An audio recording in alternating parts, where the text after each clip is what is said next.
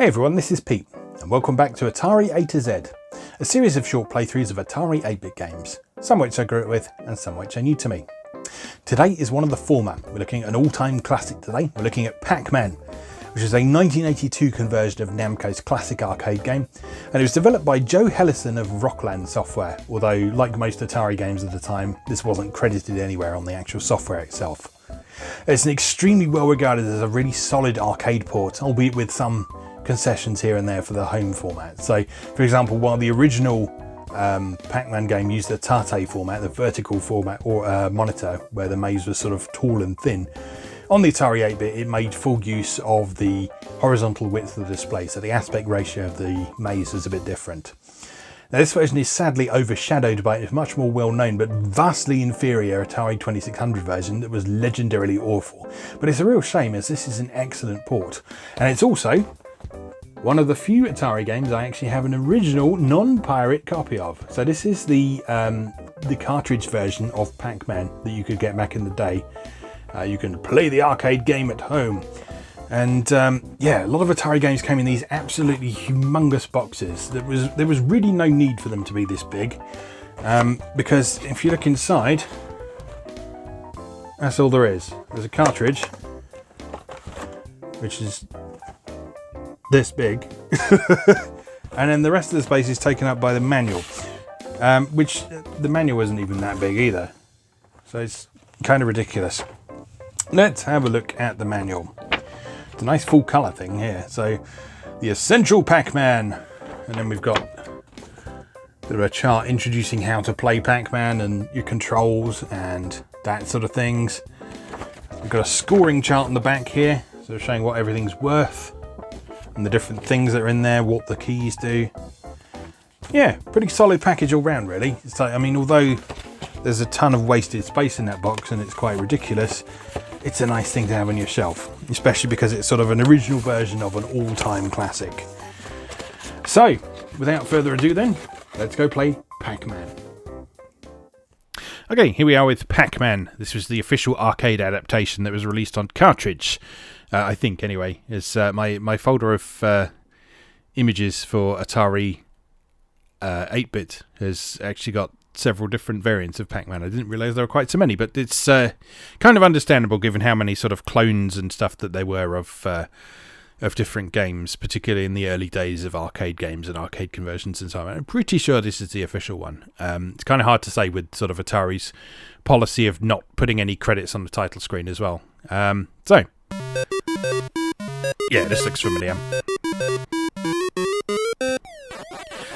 So I remember playing this quite a bit growing up, and it's a pretty authentic conversion. So there's obviously a few sort of liberties being taken with regard to how it's presented and so on, with the main one being that the whole thing has been stretched to fill the horizontal width of the screen rather than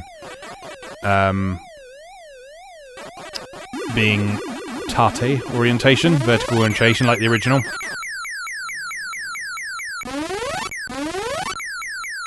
But in terms of how it plays and how it feels and so on, it's pretty authentic feeling. Uh-oh.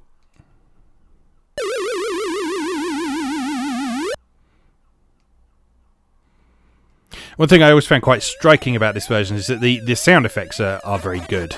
Particularly this one. Has such a satisfying sound when you eat one of the ghosts in this version. For my money, it's actually better than the arcade version sound effect. I think overall I do prefer the sound effects of the arcade version because there's just a slightly more sort of meaty bass feel to them. But certainly the eating ghost sound in this version of Pac-Man, very satisfying indeed.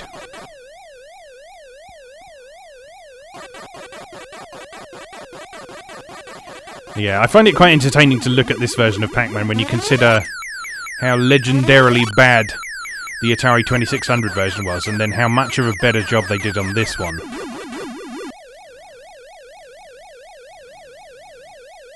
So I've never really sort of studied Pac-Man enough to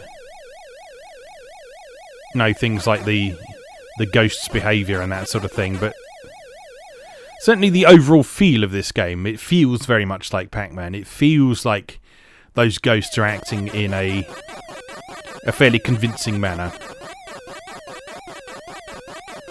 So I don't know if that means that the same sort of little tricks and techniques to outwit the AI will work in this game as they do in the arcade version, but it's certainly plausible. Although that said, around the time that this was released, sort of the policy for arcade conversions, it was that they tended to just not get any original design documentation or code or anything like that. And the poor old programmers at Atari would have to adapt the game as best they could based on their own observations of the arcade game. If they were lucky, they might get an arcade game to use in the office and be able to observe it as much as they want. But in the worst cases, they just had to base it on what little experience they could get of it out in the wild, or in some cases just a description of it. I remember looking at the Atari version of Donkey Kong a while back, which is a very, very good conversion of Donkey Kong as it happens. But that was written pretty much from scratch by a guy who didn't really like the original arcade game. So the fact it ended up being such a competent conversion of that game was kind of astonishing, really, when you think about it. If you think of your job and how little effort you want to put in when you're not... Oh, no. See, that sort of thing there. That sort of AI there. That feels quite convincing and true to the original. But yeah, think of how little effort you want to put into your job when you're bored or not having a good time or whatever. And, yeah. And then contrast it with the guys at Atari who are putting out high-quality arcade conversions even if they actually hated the source material that they were working with. Kind of astonishing, really.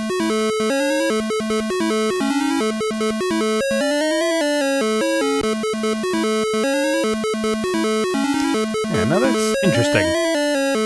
Now, the version of Pac-Man that I've got on cartridge upstairs here, I don't remember that having the cutscenes in it. So maybe this is a slightly different version.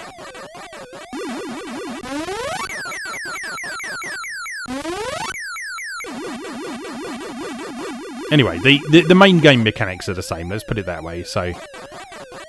But this may just be a sort of slightly enhanced version, or maybe like a floppy disk version or something that had a bit more space to play with or something like that. I don't know, it's hard to say.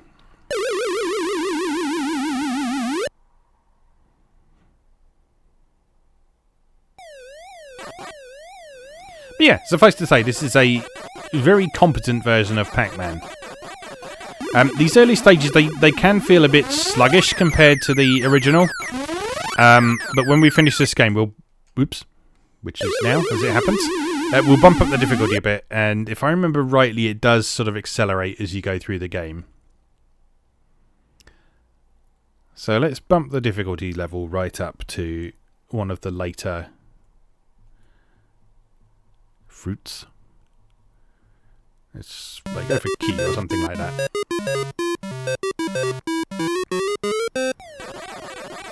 Okay, and you see that's going much more quickly. Now that speed is probably closer to what the arcade version runs at. Although, in this case, you've got that combined with the very short window of opportunity you have to attack the ghosts.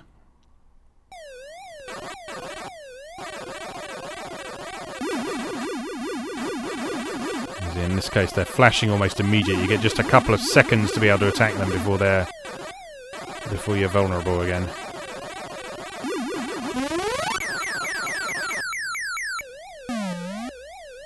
You do get a ton of points for eating that key, though. But yeah, much more difficult.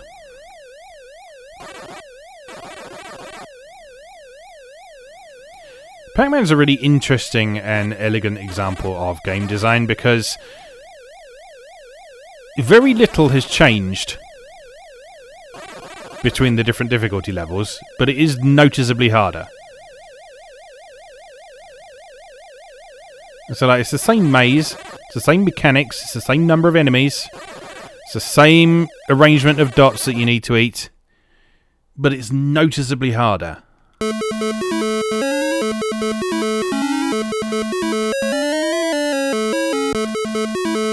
And that's really clever game design, because that just shows that those base mechanics are flexible and adaptable in such a way that it is possible to just gradually ramp up the difficulty without radically altering the game, without making it ridiculously unfair, without screwing the player over or anything like that.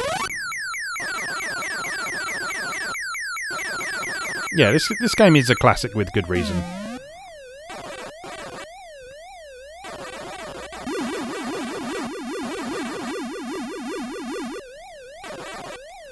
Should probably be more strategic with them, shouldn't I? But I like to live life on the edge.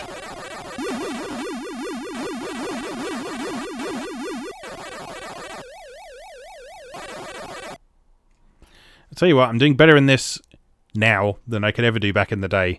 I was really bad at this Atari 8-bit version when I was growing up.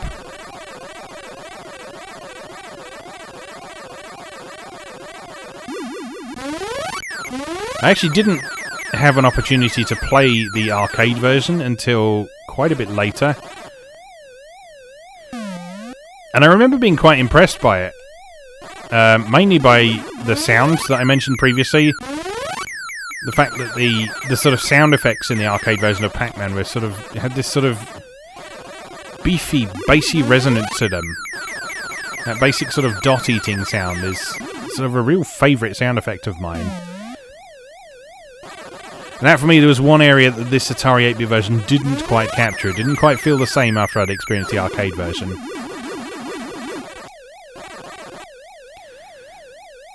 But, well, looking back on this today, you can see that this is indeed a very competent port of a classic arcade game.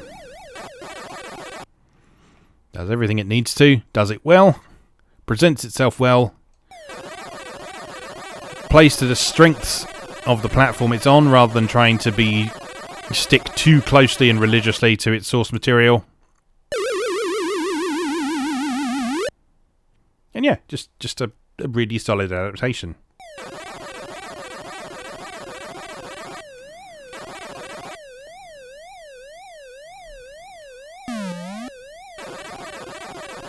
Oh, I got a fat score going on.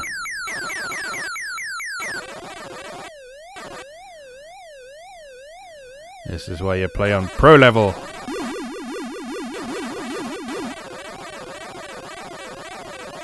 Pac-Man Atari 8-bit Pro start with the key, clearly. Oh, I don't think I can reach that in time. Come on. Come on. I want my 5,000 points. Thank you very much indeed.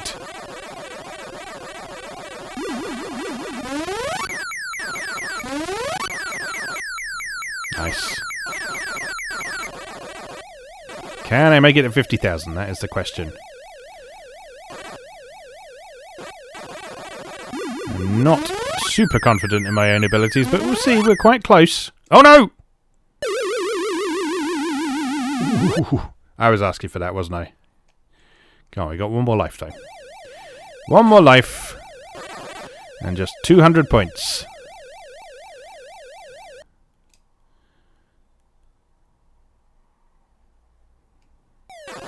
That's one ghost.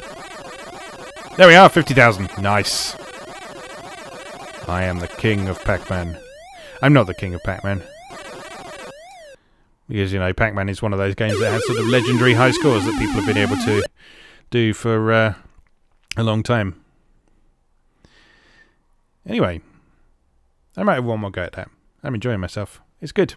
It's a good version of Pac-Man. Let's see if we can take the difficulty any higher. I think key might be top, actually. Yeah, because it goes back to cherry after that. Alright, let's have one more go on super difficult. See if we can beat that 50,000 points we got there. It's all about grabbing those things in the middle.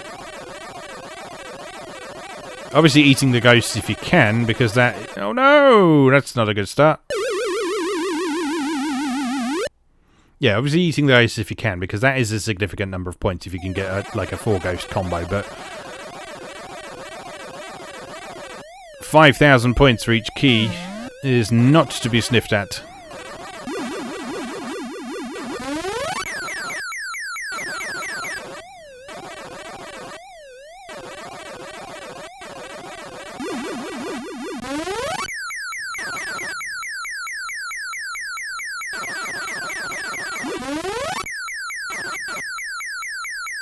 Give me the key, give me the key, give me the key, thank you.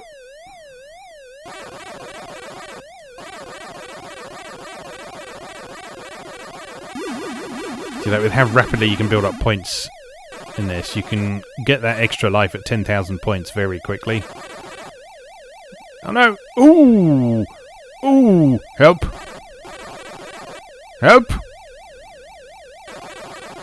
Oh, Jesus Christ. Some elite skills there.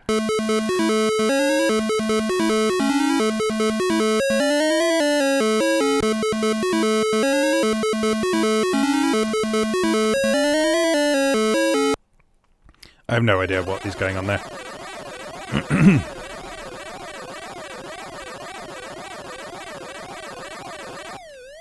You know, in Arcade Pac-Man, I can only dream of starting from the key stage. In Arcade Pac-Man, you have to play it properly and go from the beginning.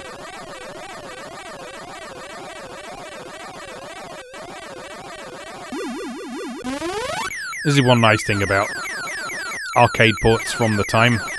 Because they weren't sort of really obliged to be arcade perfect or super accurate or anything like that, they could have those customization options and sort of allow you to start from later stages and that sort of thing. And in fact, I don't know if this is related, but later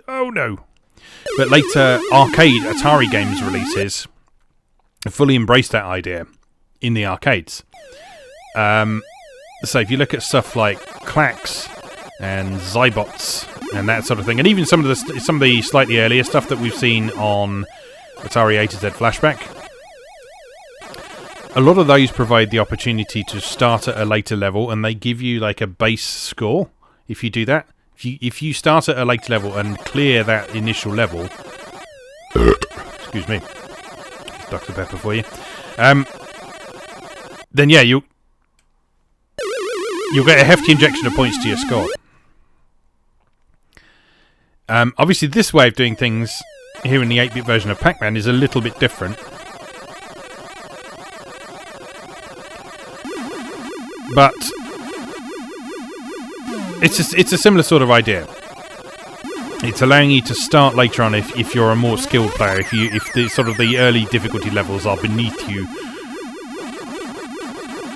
and you want to start at a more difficult stage and be able to score more points rapidly.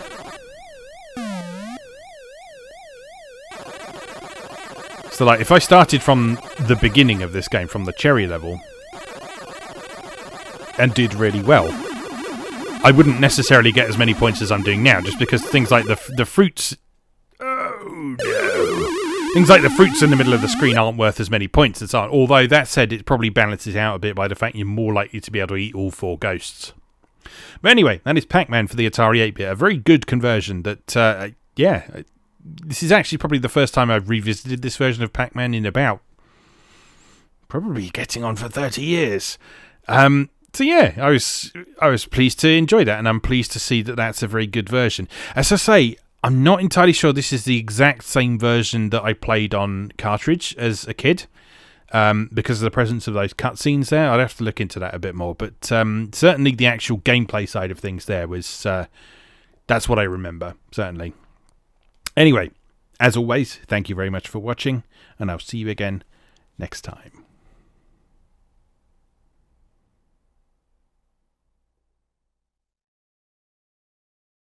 Thanks for watching. If you enjoyed this video, please help out the channel by leaving a like or a comment and subscribing. New episodes of Atari A to Z are on Tuesdays and Atari ST A to Z on Thursdays. Check out atariatoz.wordpress.com for a full archive.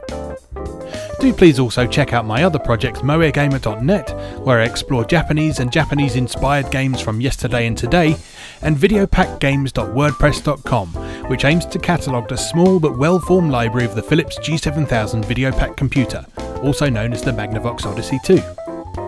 You can also support my work on Patreon or buy me a coffee. You can find links to do both down in the video description. Thanks again, and I'll see you next time.